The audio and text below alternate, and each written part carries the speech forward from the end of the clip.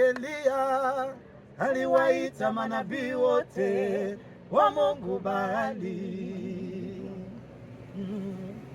Nabii Eliya aliwaita manabii wote wa Mungu Baali. Lengo la Eliya lilikuwa ni kumthibitisha Mungu wa kweli ni yupi kati ya Mungu wa bahari na Mungu wa mbinguni. Eliya akawambia watu, nikaribieni mimi. Akachukua mawe 12 akaanza kujenga madhabahu.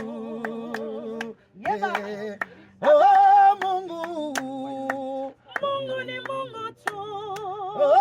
Mungu Baba atabaki kuwa Mungu tu. Huyo Mungu wa mbinguni jamani, Mungu ni Mungu tu. huyo Mungu wa Eliya